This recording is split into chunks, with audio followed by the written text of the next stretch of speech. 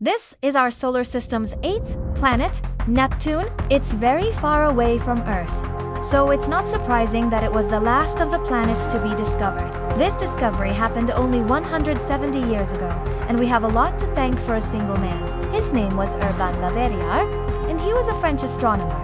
While studying the orbit of another planet in the solar system, Mercury, something strange caught his eye. The measurements of Mercury's orbit didn't quite add up. There was something out there that was tugging on Mercury, making its orbit slightly off. To explain this, Le Verrier did some math, and he calculated that there had to be a planet out there, bigger than Earth, 7 times as massive as Earth, and about twice as far away from the Sun as Earth. He was so sure of his calculations that he even went to the French Academy of Sciences and presented his findings. But they didn't believe him at all. They said that there was no way we could discover this planet, and even if we could, we wouldn't be able to calculate its mass. So they basically just ignored him. But Le Verrier wasn't done. He teamed up with a man named Johann Gottfried Galileo, who was an astronomer and director of the Berlin Observatory. Together, they went to the King of Prussia and convinced him to fund an expedition to find this mysterious planet. The expedition was successful, and on September 23, 1846, the planet was officially discovered by an 18-year-old German astronomer named Johann Gottfried Galileo. Yes, the planet was named after the guy who discovered it, but he wasn't actually the first one to discover it. That honor goes to Galileo Galilei, the Italian astronomer who discovered the rings of Saturn. Let's get back to Neptune.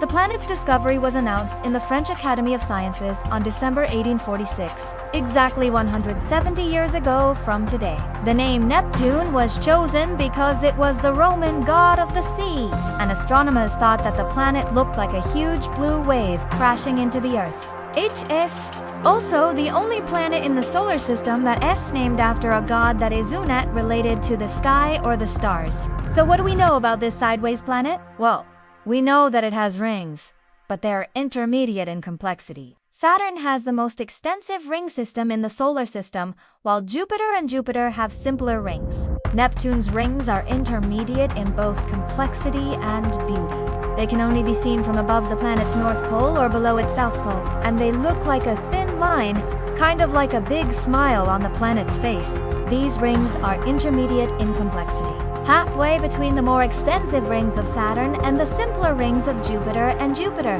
We think Neptune has at least a dozen major rings, all of them intermediate in complexity, halfway between the more extensive rings of Saturn and the simpler rings of Jupiter and Jupiter. We also know that Neptune has 14 known moons.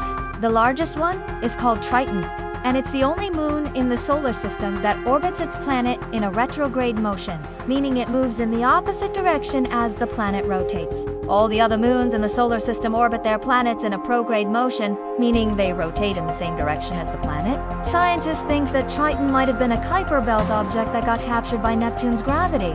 They also think that Neptune might have many more moons that we haven't discovered yet. Finally, we know that Neptune is an ice giant, which means that deep under its cloudy atmosphere, it's made of ice, not rock or gas. It's intermediate in size, halfway between the smaller ice giants, Uranus and Jupiter, and the larger ice giants, Jupiter and Saturn. But despite being halfway in size, it's the densest of all the planets in the solar system. If Earth were made of the same stuff as Neptune, it would be 3 times as massive.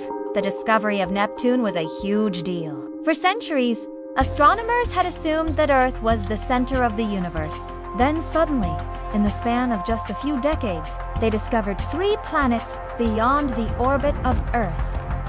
This discovery made astronomers realize that the solar system was much bigger than they had ever imagined. In fact, it made them realize that the universe was much bigger than they had ever imagined. And since then, we've discovered thousands of If you want to learn more about exoplanets, check out this video right here.